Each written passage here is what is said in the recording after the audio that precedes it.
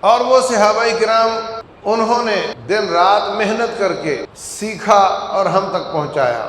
یہ شان ہے ان لوگوں کی، ہجرتیں کی، دور دراز ڈیوٹیاں لگ گئیں، وہاں جا کر کے انہوں نے دین کو پہنچایا، یہ ان کا کردار ہے۔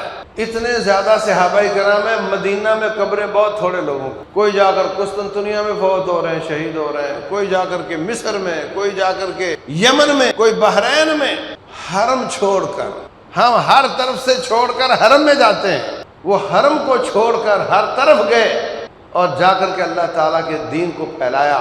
رضی اللہ عنہم ورضوا عنہ۔ جو شخص 1500 یا 1000 سال کے بعد ان کے فیصلے کرنے نکلا، وہ فتنے میں ضرور پڑ جاتا ہے۔ مکھی پورے جسم پر چلتی رہتی ہے، جہاں پیپ ہو وہاں جا کر ڈیرا لگا لے، جو ان کی خوبیاں وہاں سے گزرتے جاؤ، اور جہاں ان کا کوئی عیب نظر آئے وہاں جا کر بیٹھ جاؤ۔ اسلام ہم تک پہنچا، میرے استاد نے بیان کیا، اس کو اس کے استاد نے، اس کو اس کے استاد نے بیان کیا، آخر میں کون آئے گا؟ صحابہ کرام۔ اور اگر پوری سند میں اگر پہلا راوی ضعیف ہو گیا تو سارا اسلام ضعیف ہو جائے گا۔ اس لیے وہ لوگ جو اسلام کا مقابلہ نہ کر سکے، انہوں نے یہ ٹھان لی کہ ان کے صحابہ پر ہاتھ صاف کرو، تاکہ اگر وہ قابل اعتبار نہیں رہیں گے تو پھر اسلام کہاں سے آئے گا۔ افسوس کی بات ہے کہ جو کسی جلیل القدر امام کی تقلید کے جال میں نہ پھنسے، وہ اس جال میں پھنس گئے کہ آج وہ لوگوں کو اس نظر سے دیکھتے ہیں کہ حق پر وہ ہے جو اس صحابی کے ساتھ ہو، باطل پر وہ ہے جو اس صحابی کے ساتھ۔ اس امت میں ایک نبی محمد صلی اللہ علیہ وسلم کو بھیجا، جن پر اللہ تعالیٰ نے اپنا دین مکمل کر دیا۔ اليوم اکملت لکم دینکم واتممت علیکم نعمتی ورضیت لکم الاسلام دینا۔ اور جو چیزیں ہماری ضرورت تھی وہ دین میں شامل کر دی۔ ما فرطنا فی الکتاب من شیء، ہم نے کوئی کسر نہیں چھوڑی۔ وہ دین رب الجلال نے دیا، اپنے نبی کے سینے پہ نازل کیا، نازل بہ الروح الامین علی قلبک، جبریل امین جو امانت دار ہیں وہ لے کر آئے، اور صادق اور امین محمد صلی اللہ علیہ وسلم نے اس کو لوگوں تک پہنچایا۔ یہاں تک تو روایت اکیلی تھی، ایک اللہ، ایک جبریل اور ایک محمد صلی اللہ علیہ وسلم۔ اس کے بعد جن لوگوں نے وہ دین ہم تک پہنچایا وہ زیادہ ہیں، وہ زیادہ صحابہ کرام ہیں۔ انہوں نے اس کو سیکھا، سنا، یاد کیا، آگے پہنچایا، عمل کر کے دکھایا۔ اس لیے لوگوں نے اپنا نام اہل سنہ والجماعت رکھا ہوا ہے۔ اہل سنہ والجماعت کا معنی کہ سنت طریقے پر چلنے والے اور جماعت صحابہ کرام کے عمل پر چلنے والے۔ بات اللہ اس کے رسول کی اور اس پر عمل کر کے دکھایا جماعت صحابہ کرام۔ اگر کسی قول میں، کسی بات میں، کسی کو سمجھ میں اختلاف آ سکتا تھا تو عمل نے وہ اختلاف ختم کر دیا کہ انہوں نے عمل یہ کر کے دکھایا ہے، لہذا یہی مراد ہے۔ اور وہ صحابہ کرام انہوں نے دن رات محنت کر کے سیکھا اور ہم تک پہنچایا۔ صفے کے صحابہ کرام جو تھے، مدرسہ صفا کے جو طالب علم تھے، ان کے لیے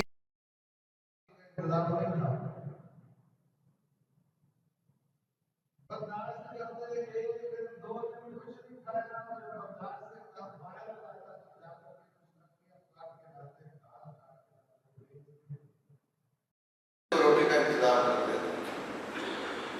کبھی کوئی انصاری اپنے باپ کا ایک خوشہ کھجوروں کا لا کر مسجد نبی کے دروازے دروازے پہ لٹکا دیتا تو لوگ تھوڑا تھوڑا اس سے اتارتے رہتے، کھا لیتے۔ ابو ہریرہ رضی اللہ عنہ کہتے ہیں کہ میں بھوک کی وجہ سے بے ہوش ہو جاتا لیکن میں آپ کی چوکھٹ نہیں چھوڑتا تھا، میں کمائی کے لیے نہیں جاتا تھا، برداشت کرتا حتیٰ بے ہوش ہو جاتا، حتیٰ کہ نمازی میرے اوپر پاؤں رکھ کے گزر جاتے۔ 24 گھنٹے کسی وقت وحی آ سکتی ہے اور میں چاہتا ہوں کہ میں اس وقت موجود ہوں۔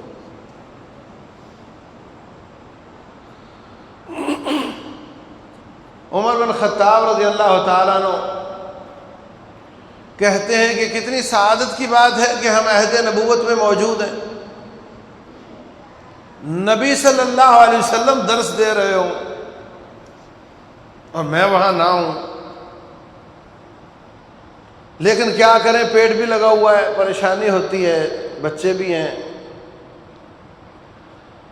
تو انصاری بھائی سے کہا کہ ایک دن سارا دن میں رہوں گا نبی صلی اللہ علیہ وسلم کی مجلس میں اور آپ جا کر کے کمائی کر لینا، شام کے وقت میں ساری آیات اور احادیث آپ کو بتا دوں گا، اگلے دن سارا دن آپ مجلس میں رہنا، سب کچھ سیکھنا، اور شام کے وقت میں کمائی پہ جاؤں گا اور شام کے وقت آپ مجھے جو سارا دن سیکھا ہے سکھا دینا۔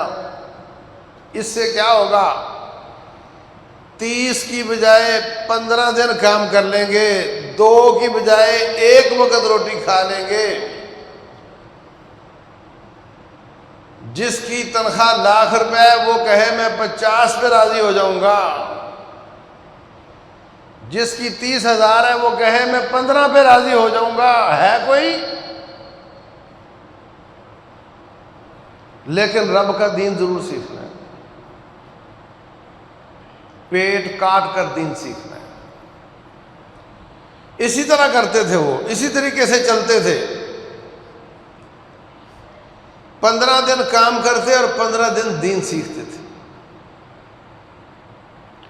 اس لیے عمر بن خطاب رضی اللہ عنہ علماء صحابہ میں سے ہیں، اور اللہ تبارک و تعالیٰ نے ان کو یہ شان دی کہ وہ کوئی کام کریں، نبی صلی اللہ علیہ وسلم کے زمانے میں کوئی کام کریں اور اللہ تعالیٰ منع نہ کرے تو وہ ہمارے لیے سنت بن جاتا۔ قانون یہ ہے کہ جیسے رسول اللہ صلی اللہ علیہ وسلم کا عمل سنت ہے، ایسے ہی صحابہ اکرام کا عمل بھی سنت ہے، نبوی ہے۔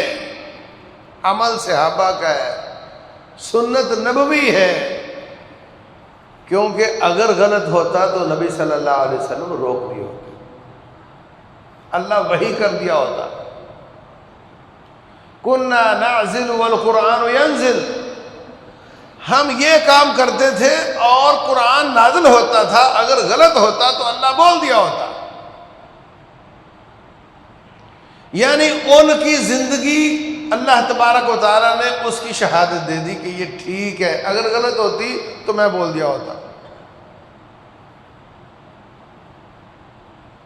ان کی زندگی کی شہادت اللہ تعالیٰ نے دی کہ جو کچھ یہ کر رہے ہیں عہد نبوت میں وہ ٹھیک ہے، اور وہ پاک باز لوگ انہوں نے آگے جا کر یہ دین تابعین تک پہنچایا،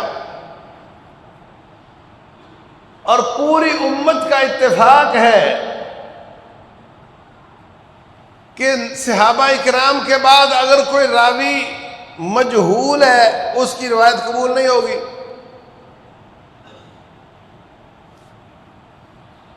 ایک محدث کہتا ہے مجھے فلاں بندے نے روایت بیان کی، محدثین اس بندے کو نہیں جانتے، اس روایت کو قبول نہیں کیا جائے گا۔ جتنے بھی راوی استاد ہیں ان کا مکمل بایو ڈیٹا، مکمل کب پیدا ہوئے، کب فوت ہوئے، کہاں رہے، کون کون ان کا شاگرد بنا، کون کون ان کا استاد تھا، کتنے کتنے انہوں نے سفر کیے، ہر چیز لکھی ہوئی ہے۔ اگر کسی ایسے راوی سے کوئی روایت بیان کرے جس کی معلومات نہ ہو، اس روایت کو ضعیف قرار دیا جاتا ہے، اس لیے کہ اس میں راوی مجہول ہے، پتہ ہی نہیں کون ہے۔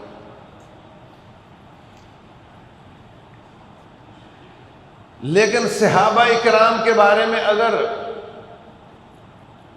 یہ بیان کیا جائے، تابعی کہے کہ مجھے کسی ایک صحابی نے یہ روایت بیان کی تھی، نام نہ بتائے، تو ساری امت کے علماء کا اتفاق ہے کہ وہ روایت قبول ہوگی، اس لیے کہ صحابی سارے ہی قابل قبول ہیں۔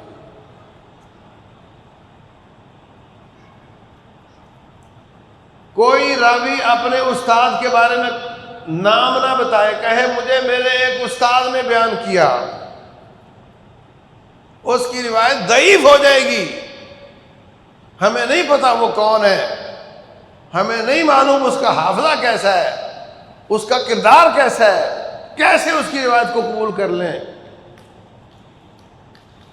لیکن اگر کوئی تابعی کہے کہ مجھے ایک صحابی استاد نے بیان کیا ہے اور نام نہ بتائے، اس کی روایت قبول ہوتی ہے، اس لیے کہ صحابی کا معلوم نہ ہونا نقصان دہ نہیں ہوتا۔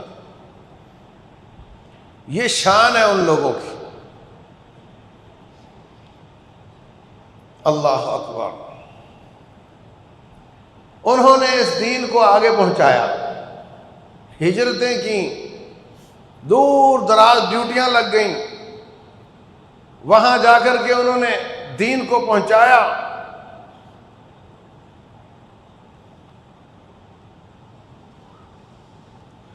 یہ ان کا کردار ہے۔ اتنے زیادہ صحابہ کرام ہیں، مدینہ میں قبریں بہت تھوڑے لوگوں کی ہیں۔ کوئی جا کر قسطنطنیہ میں فوت ہو رہے ہیں، شہید ہو رہے ہیں، کوئی جا کر کے مصر میں، کوئی جا کر کے یمن میں، کوئی بحرین میں۔ حرم چھوڑ کر، ہم ہر طرف سے چھوڑ کر حرم میں جاتے ہیں، وہ حرم کو چھوڑ کر ہر طرف گئے اور جا کر کے اللہ تعالیٰ کے دین کو پھیلایا۔ رضی اللہ عنہم ورضوا عنہ۔ اس لیے امت کا اتفاق ہے، علماء سلف کا اتفاق ہے کہ والذین جاءوا من بعدہم یقولون، وہ لوگ جو ان کے بعد میں آئے وہ یوں کہتے ہیں، اور کچھ نہیں کہتے، یہی کہتے ہیں، ربنا اغفر لنا، اے اللہ ہمیں معاف کر دے، وَلِإِخْوَانِنَا الَّذِينَ سَبَقُونَا بِالْإِيمَانِ، اور ہمارے ان بھائیوں کو معاف کر دے جو ہم سے پہلے مسلمان ہو کر فوت ہو گئے، وَلَا تَجْعَلْ فِي قُلُوبِنَا غِلًّا لِلَّذِينَ آمَنُوا، یا اللہ ہمارے دلوں میں ان کے بارے میں کینہ پیدا نہ ہو۔ ربنا انک رؤوف رحیم۔ اس آیت سے پہلے ایک آیت میں انصار کا ذکر ہے، ایک میں مہاجرین کا ذکر ہے، اور انصار اور مہاجرین کا ذکر کرنے کے بعد اللہ فرماتے ہیں والذین جاءوا من بعدہم، جو ان کے بعد آنے والے ہیں، وہ رب سے دعا کرتے ہیں کہ یا اللہ ہمارے سینے میں ان کے بارے میں بغض پیدا نہ ہو۔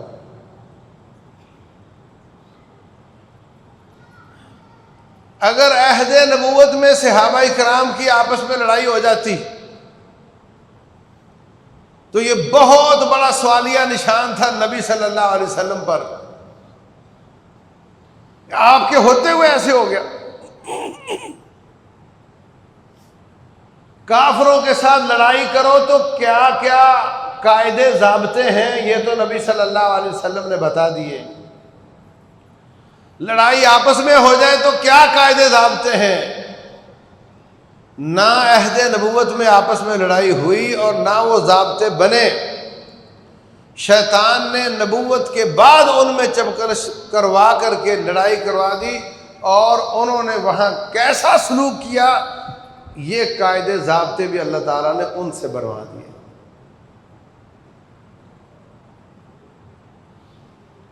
جب فتنہ ہوتا ہے تو ہر شخص اپنے حساب سے اپنے آپ کو حق پاری سمجھ رہا ہوتا ہے، دوسرے کو ناحق ہی سمجھ رہا ہوتا ہے، ورنہ وہ اس کے خلاف کیوں کھڑا ہوگا؟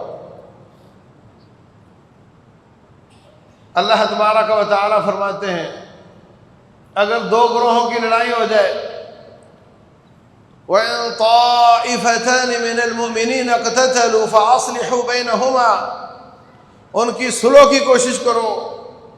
فَإِن بَغَتْ إِحْدَاهُمَا عَلَى الْأُخْرَى، اگر ایک دوسرے پر بغاوت کرے، زیادتی کرے، فَقَاتِلُوا الَّتِي تَبْغِي، تو پھر تم سب مل کر زیادتی کرنے والے کے خلاف لڑائی کرو، حَتَّى تَفِيءَ إِلَىٰ أَمْرِ اللَّهِ، یہاں تک کہ وہ اپنی زیادتی سے باز آ جائے۔ لیکن جب فتنہ ہوا، کچھ لوگ سمجھ رہے ہیں کہ یہ زیادتی کر رہا ہے، کچھ سمجھ رہے ہیں وہ زیادتی کر رہا ہے۔ وہ اس کا تعاون اس لیے کر رہے ہیں کہ وہ زیادتی کے خلاف لڑ رہے ہیں، دوسرے بھی اس کے ساتھ لڑ رہے ہیں تو وہ زیادتی کے خلاف ہی لڑ رہے ہیں۔ اور یہ سارا کیا دھرا عبداللہ بن سبا کی اولاد کا تھا، اس کے چیلوں کا تھا، خارجیوں کا یہ کام تھا، انہوں نے یہ کام کیا تھا۔ شیطان کے بہکاوے میں اس فتنے میں لوگ گرفتار ہوئے، اور جنگوں میں دشمن کو مارا جاتا ہے، جو زخمی ہو جائے، گر جائے، پھر اس کی گردن کاٹ دی جاتی ہے۔ ابو جہل زخمی ہو کے گرا، پھر حضرت عبداللہ بن مسعود کو نبی صلی اللہ علیہ وسلم نے بھیجا، وہ جا کر اس کا گلا کاٹ کے آئے۔ لیکن جب آپس میں لڑائی ہوئی، گرنے والے کا پیچھا نہیں کیا گیا، بھاگنے والے کا پیچھا نہیں کیا گیا، زخمی کا پیچھا نہیں کیا گیا۔ یہ آپس کی لڑائی کی سنت ہے، مقصد فتنہ ختم کرنا ہے، مقصد اس کو ختم کرنا نہیں ہے۔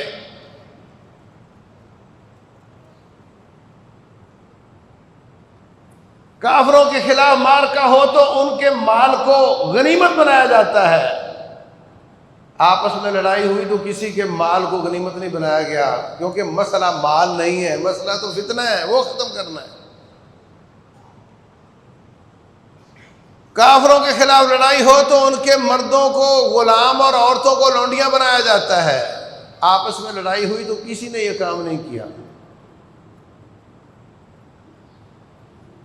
حتیٰ کہ ایک دوسرے کے مقتولوں کے جنازے بھی پڑھتے رہے۔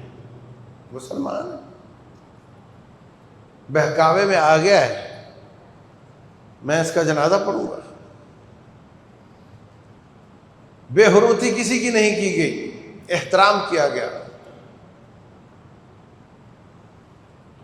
تو جو لوگ بعد میں آئے،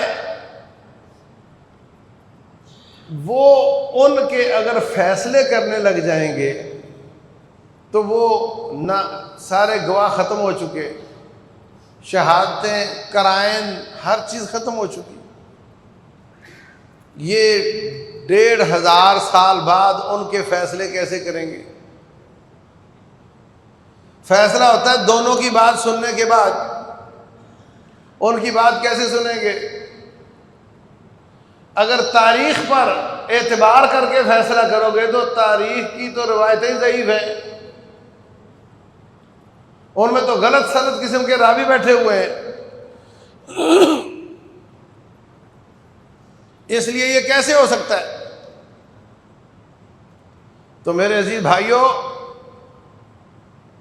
جو شخص 1500 یا 1000 سال کے بعد ان کے فیصلے کرنے نکلا، وہ فتنے میں ضرور پڑ جاتا ہے، اور جو اس کو زیر بحث ہی نہ لائے وہ بچ جاتا ہے۔ ہم کبھی کبھی اس پہ بحث کرتے ہیں نہایت احتیاط کے ساتھ، اور کوشش کرتے ہیں کہ ہر ایک گروہ کی دلیل بیان کی جائے، اس کا عذر بیان کیا جائے، اس نے یہ کیا تو اس کے پاس یہ عذر تھا، دوسرے نے یہ کیا تو اس کے پاس یہ عذر تھا۔ کبھی بھی ایک کو حق اور دوسرے کو باطل قرار دینے والا کام نہیں کیا، وہ سارے حق پر تھے۔ رسول اللہ صلی اللہ علیہ وسلم فرماتے ہیں اذا اجتہد الحاکم فاصاب فلہ اجران، جب کوئی شخص اجتہاد کر کے حق تک پہنچنے کی پوری کوشش کرتا ہے اور حق تک پہنچ جاتا ہے، اس کو ڈبل اجر ملتا ہے، اور اگر پوری کوشش کرنے کے باوجود غلطی میں رہ جائے اس کو سنگل اجر ملتا ہے، اس لیے کہ کوشش تو کی نا۔ ہمارے خیال میں صحابہ کرام سنگل اجر سے محروم نہیں ہیں، ان میں سے کوئی بھی اللہ کے علم میں جو زیادہ حق پر تھا وہ ڈبل اجر کا حقدار ہے، اور جو حق تک نہ پہنچ سکا وہ سنگل اجر کا حقدار ہے، کیونکہ سب کے سب حق تک پہنچنا چاہتے تھے۔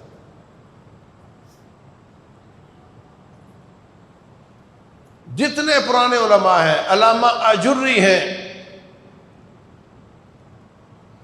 انہوں نے بھی یہی کہا ہے کہ اہل سنہ والجماعہ کا عقیدہ یہ ہے کہ وہ صحابہ کرام تابعین ان کے لیے رحمت کی دعا کرتے ہیں، ان کے لیے استغفار کرتے ہیں، ربنا اغفر لنا ولاخواننا الذین سبقونا بالایمان، اور ان کی برائیاں بیان کرنے سے رک جاتے ہیں، اور ان کے آپس کے جو چپکلش کے واقعات ہیں ان سے اپنی زبان کو بند رکھتے ہیں۔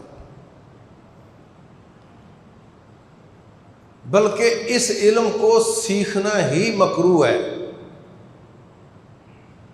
کئی علماء نے اس کو مکروہ قرار دیا ہے۔ عیب جوئی کرنا اچھا ہوتا ہے کیا؟ آپ ایک دوسرے کے عیب نکالو، اچھا ہے؟ وَيْلٌ لِكُلِّ هُمَزَةٍ لُمَزَةٍ، عیب نکالنے والا اس کے لیے جہنم کی وادی ہے۔ رسول اللہ صلی اللہ علیہ وسلم فرماتے ہیں من اتبع عورت اخیہ، جو اپنے بھائی کے عیب کے پیچھے لگتا ہے، یفضحہ اللہ ولو فی جوف رحلہ، اللہ تعالیٰ اس کو ایسے جرم میں بھی ذلیل کر دیتا ہے جو اس نے چار دیواری میں کیا تھا اور کوئی بھی دیکھنے والا نہیں تھا، اللہ اس کو بھی نشر کر دیتا ہے۔ بھائی کے عیب نکالنے، مکھی پورے جسم پر چلتی رہتی ہے، جہاں پیپ ہو وہاں جا کر ڈیرا لگا لیتی ہے، جہاں صحیح جسم ہو وہاں سے گزر جاتی ہے، اور جہاں پیپ ہو وہاں جا کر کے بیٹھ جاتی ہے۔ جو ان کی خوبیاں وہاں سے گزرتے جاؤ، اور جہاں ان کا کوئی عیب نظر آئے وہاں جا کر بیٹھ جاؤ۔ عام مسلمان کا عیب نکالنا، عیب کا تلاش کرنا وہ جائز نہیں ہے، چہ جائے کہ ان پاک باز صحابہ کرام کے عیب تلاش کیے جائے۔ اور یاد رکھو وہ اسلام کے پہلے راوی ہیں، اسلام ہم تک پہنچا، میرے استاد نے بیان کیا، اس کو اس کے استاد نے، اس کو اس کے استاد نے بیان کیا، آخر میں کون آئے گا؟ صحابہ کرام۔ اور اگر پوری سند میں کوئی راوی ضعیف ہو جائے تو وہ روایت ضعیف ہو جاتی ہے، اور اگر پہلا راوی ضعیف ہو گیا تو سارا اسلام ضعیف ہو جائے گا۔ اس لیے وہ لوگ جو اسلام کا مقابلہ نہ کر سکے،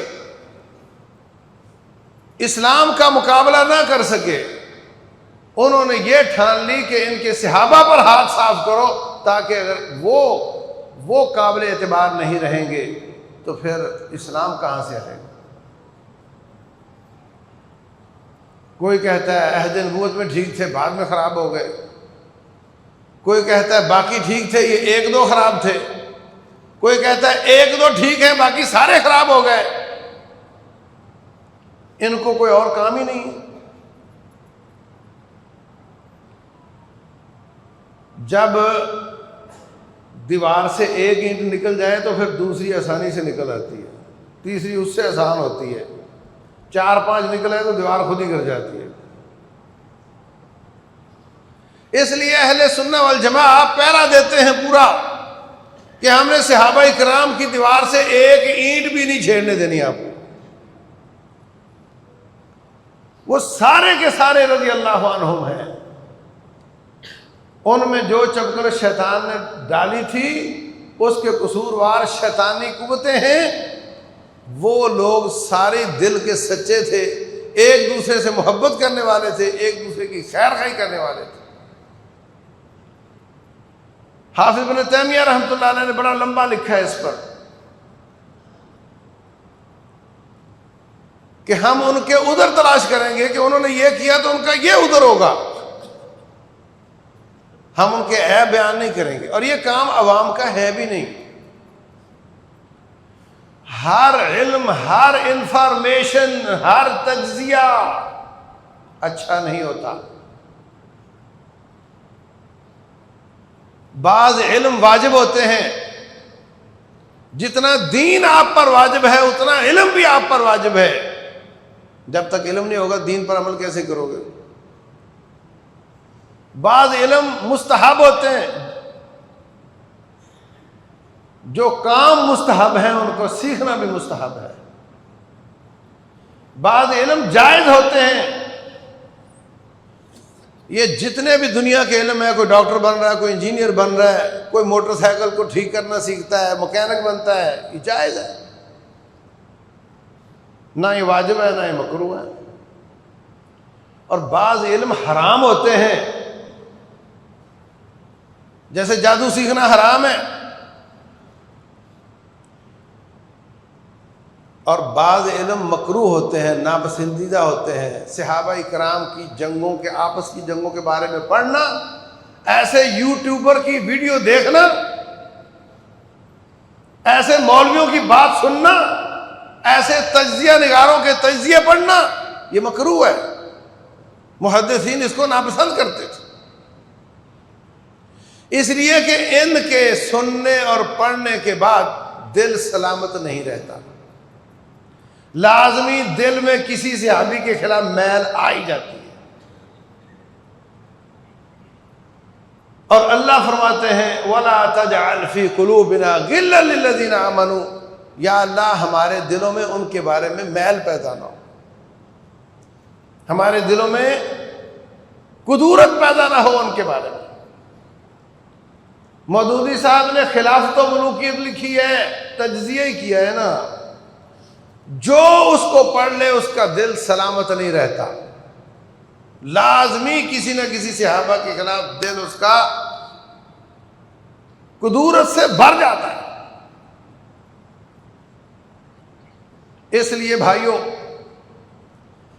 ہمارا نصاب جس سے پیپر آئے گا وہ ہے جو آسمان سے نبی محمد پر نازل ہوا صلی اللہ علیہ وسلم اور آپ کی وفات پر بند ہو گیا، یہ ہمارا پیپر ہے، یہ ہمارا نصاب ہے، اس سے پیپر آئے گا۔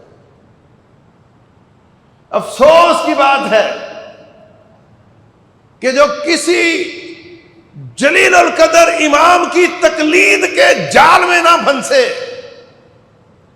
وہ اس جال میں پھنس گئے کہ آج وہ لوگوں کو اس نظر سے دیکھتے ہیں کہ حق پر وہ ہے جو اس صحابی کے ساتھ ہو، باطل پر وہ ہے جو اس صحابی کے ساتھ ہو۔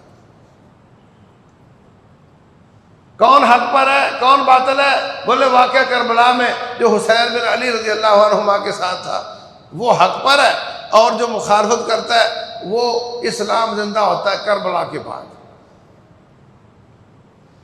مطلب سارے نعوذ باللہ کافر تھے، اور وہ ایک حق پر پارٹی تھی، اور وہ تو شہید ہو گئے تھے وہاں پر، تو پھر اسلام تو زندہ ہو ہی نہ سکا نا۔ مطلب وہ شہید نہ ہوتے، مخالف پارٹی کو قتل کر دیتے تو یہ اسلام کے نمبردار تھے، تو یہ اسلام زندہ ہو جاتا۔ اب وہ تو ہو گئے شہید، اللہ تعالیٰ ان کی درجات کو بلند کرے، تو اسلام تو پھر گیا۔ بالکل رب کعبہ کی قسم ہے، یہ معیار نہیں ہے اسلام کا۔ اس دل گداز مارکے میں آل رسول کے شہداء کو رب ذوالجلال اعلیٰ درجے عطا فرمائے، ہم ان سے دل و جان سے محبت کرتے ہیں۔ جن ظالموں نے ان کو شہید کیا، اللہ ان کو وہ سزا دے جس کو رب حقدار سمجھتا ہے، جتنی سزا کا حق رب سمجھتا ہے اتنی سزا ان کو دے، ظالموں کو غارت کرے اللہ۔ لیکن یہ حق باطل کا معیار نہیں کہ آج ہم سب کو اس نظر سے دیکھیں کہ تم ادھر ہو یا ادھر ہو۔ یہ ان کی پچ پر کھیلنے والی بات ہے۔ نکلو اللہ واسطے اس مصیبت سے، ہمارے لیے وہ اسلام کافی ہے جو ان سب فتنوں سے پہلے کا ہے۔ یہ سب فتنے جب پیدا نہیں ہوئے تھے، شیطان نے صحابہ کرام کے آپس میں فتنے پیدا کیے، جب یہ نہیں پیدا ہوئے تھے اس سے پہلے اسلام مکمل ہوا تھا۔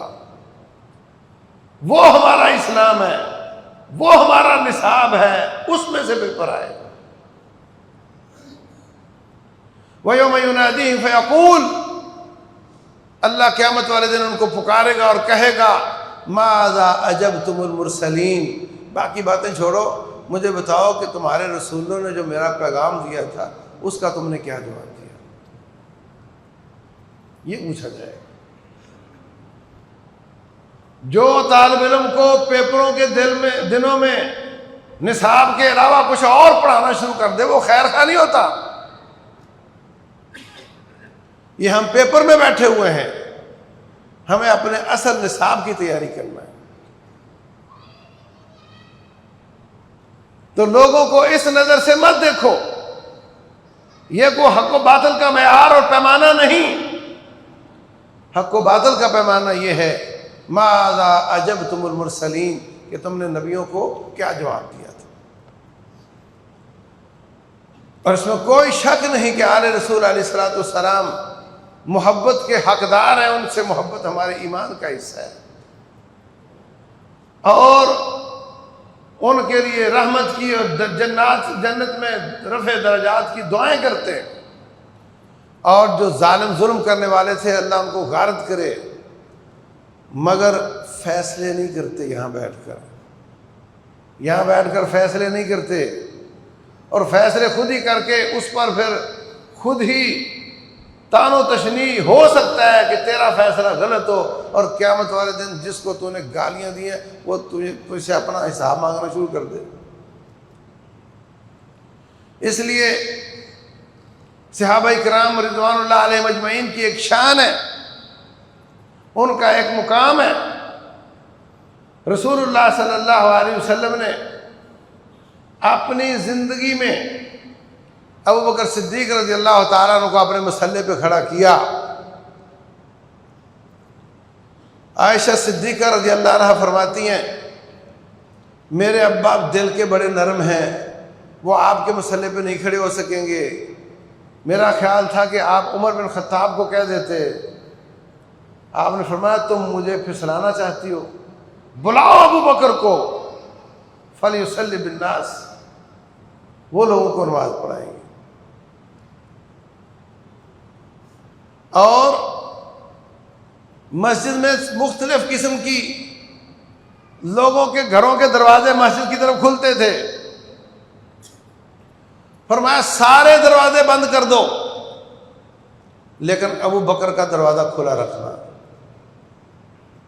کل ان کو خلافت ملنے والی ہے، دل میں ہوگا، بتایا تو نہیں انہوں نے، ان کو اس کی ضرورت ہے۔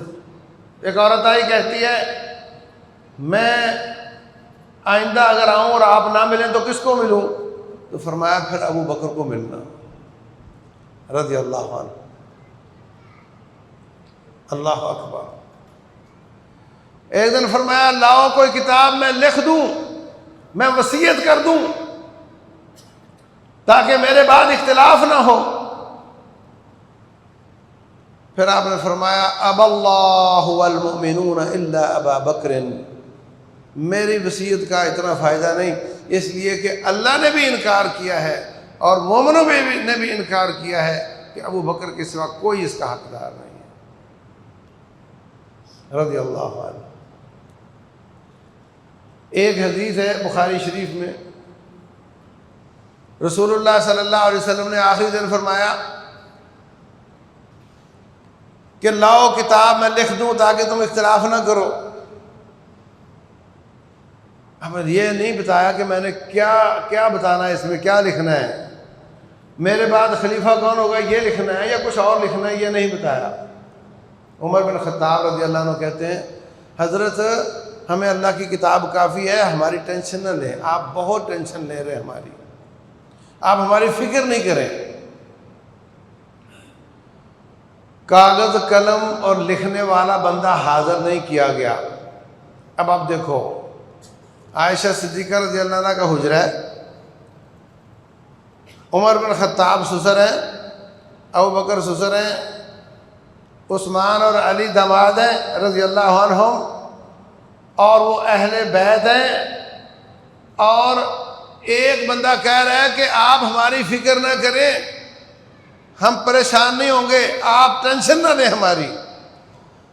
اب لوگ کہتے ہیں جی انہوں نے حضرت علی رضی اللہ تعالیٰ عنہ کی وصیت کرنی تھی اور حضرت عمر رکاوٹ بن گئے۔ پہلی بات تو یہ کہ کیسے پتہ چلا کہ انہوں نے یہ کہنا تھا، یہ تو پتہ ہی نہیں انہوں نے کیا کہنا تھا۔ دوسری بات یہ ہے کہ سارا دین میرے نبی نے لکھ کر دیا تھا، یہ زبانی بتایا تھا، تو انہوں نے اگر کاغذ قلم حاضر نہیں کیا تو آپ کی زبان مبارک تو چل رہی تھی نا، بھئی تم کاغذ نہیں لا کر دے رہے ہو، میں اب زبانی بتاتا ہوں کہ میرے بعد فلاں کو خلیفہ بنا لینا۔ حضرت عمر بن خطاب رضی اللہ عنہ نے ان کی زبان مبارک تو نہیں پکڑی نا، تو خواہ مخواہ شبہات پیدا کر کے کسی نہ کسی صحابی کے خلاف محاذ کھڑا کرنا، بس کر دو ان چیزوں کو، سارے کے سارے اچھے ہیں، سارے عادل ہیں، سارے امین ہیں، اور سب کے سب خیر ہی چاہتے تھے اس امت کے لیے۔